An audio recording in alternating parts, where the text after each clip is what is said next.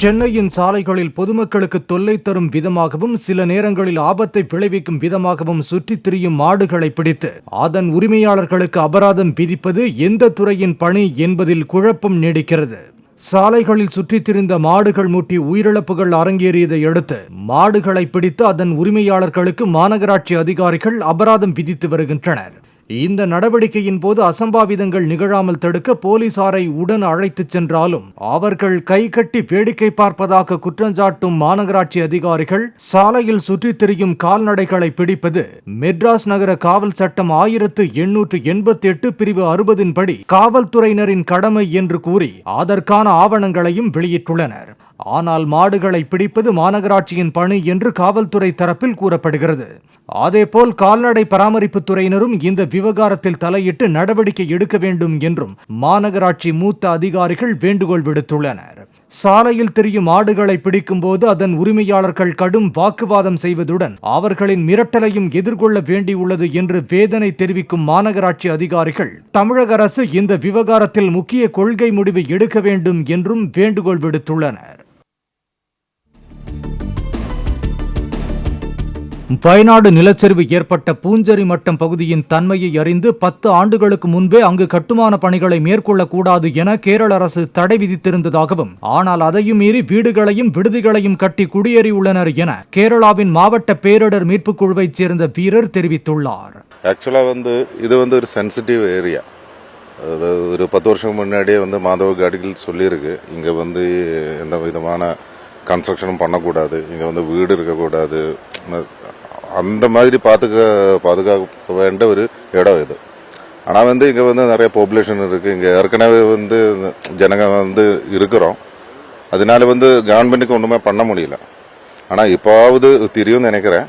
இந்த பகுதியில் 3 அடுக்குகளை கொண்ட வீடுகள் புதைந்திருப்பதாகவும் இங்கு கனரக மீட்பு வாகனங்களை கொண்டு தோண்டி எடுத்து தேட இருப்பதாகவும் மீட்பு குழுவினர் தெரிவித்தனர். கிட்டத்தட்ட இனி ஒரு 150 கோடிக்கு மேலே கிடைக்கணும்னு தான் இவங்க சொல்லிட்டு இருக்காங்க. நம்ம ரேஷன் கார்டு வச்சு பார்க்கும்போது பஞ்சாயத்துலேருந்து அந்த மாதிரி தான் சொல்லிட்டு இருக்காங்க. இந்த இடத்துல ஒரு 3 நில வீடு இருந்தா 3 மாடி வீடு இது கீழே போயாச்சு. அதனால தான் இந்த ஏரியாவை குறிப்பிட்டு இன்னைக்கு தேடல் வேட்டை நடந்துட்டு இருக்கு. மேட்டூர் அணையில் இருந்து அதிக அளவில் உபரி நீர் திறக்கப்பட்டுள்ளதால் காவிரி ஆற்றங்கரையோரம் வசிக்கும் மக்கள் மேடான மற்றும் பாதுகாப்பான இடங்களில் தங்க வைக்கப்பட்டுள்ளதாக அமைச்சர் KKSSR ராமச்சந்திரன் தெரிவித்துள்ளார். சென்னையில் பேட்டியளித்த அவர் இதனை கூறினார். ஆற்றங்கரை ஓரமாக இருக்கவங்களை பூரா வெளியே மேடான பகுதி கொண்டாச்சு. ஆற்று வெள்ளம் வந்தால் பாதிக்கிறது போன உடனே எந்தெந்த கிராமங்கள் பாதிக்கப்பட்டதோ எந்தெந்த தெருக்கள் பாதிக்கப்பட்டதோ அந்த தெருக்கள் இருக்க மக்களை பூரா வெளியே கொண்டு வச்சுருக்கோம். கேம்ப் மொத்தம் 1500 பேர் எங்கிட்ட கேம்ப்ல இருக்காங்க. அவங்களுக்கு வேண்டிய வசதி பண்ணி கொடுத்துருக்கோம். முன்னதாக பேட்டியளித்த தலைமைச் செயலாளர் சிவதாஸ் மீனா ஆடிப்பெருக்கையொட்டி ஆற்றங்கரையோரம் செல்லும் மக்களின் பாதுகாப்புக்காக முன்னெச்சரிக்கை நடவடிக்கைகள் மேற்கொள்ளப்பட்டுள்ளதாக கூறினார். மேலும் சென்னையில் மழையால் அதிக பாதிப்பு ஏற்பட வாய்ப்புள்ளதாக அடையாளம் காணப்பட்ட 20 இடங்களில் தேவையான முன்னேற்பாடுகள் செய்யப்படும் என்றும் அவர் குறிப்பிட்டார்.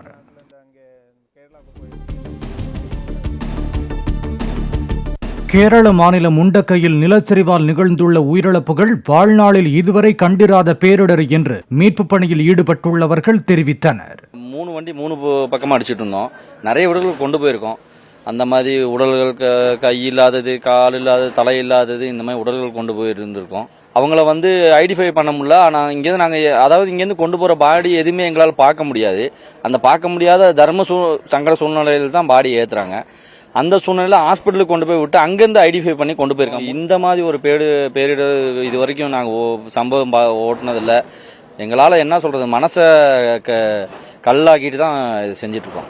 ரெஸ்கியூ பண்ணவங்களுக்கு ட்ரீட்மெண்ட்டு அது ஏற்கனவே முன்னாடி இருந்த மெடிக்கல் டீம்ஸ் பண்ணியிருக்கோம். நாங்கள் வந்த பிறகு இப்போ ரிக்கவரி பண்ணுற ஆர்மி ஜவான்ஸு, ஆர்மி டீம், மற்ற NDRF, போலீஸ், TDRF, PNDRF தமிழ்நாட்டில் நிறைய பேர் வந்திருக்காங்க.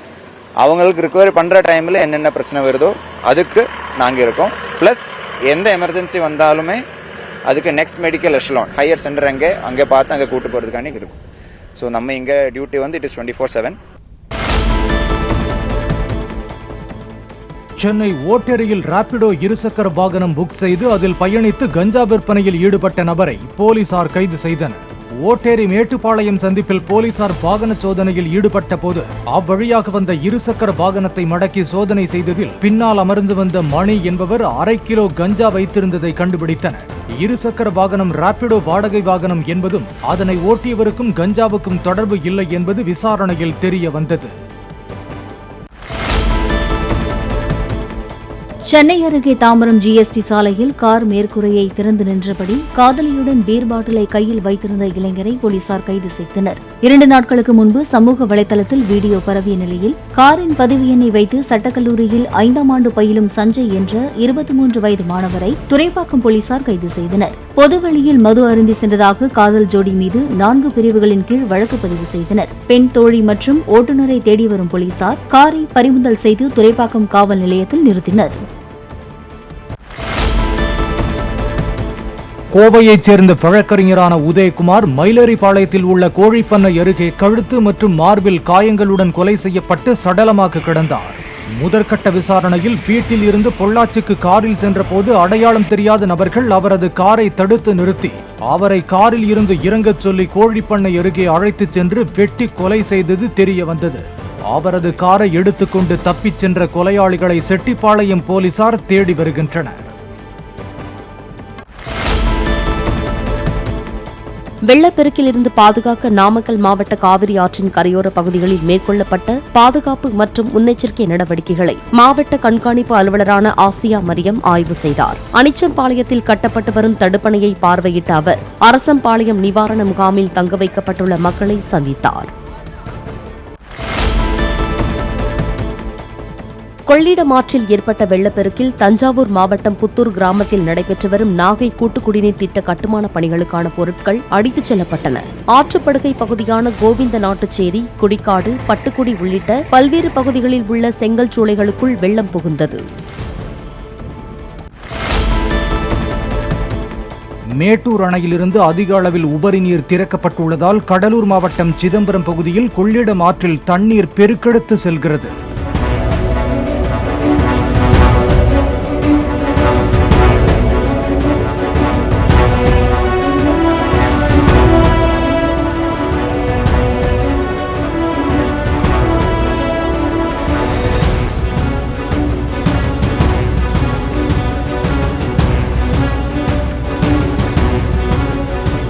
மயிலாடுதுறை மாவட்டம் ஆனைக்காரன்சத்திரம் பகுதியில் கொள்ளிடம் ஆற்றில் தண்ணீர் ஆர்ப்பரித்துச் சென்றதை பலர் ஆர்வமுடன் வேடிக்கை பார்த்தனர்.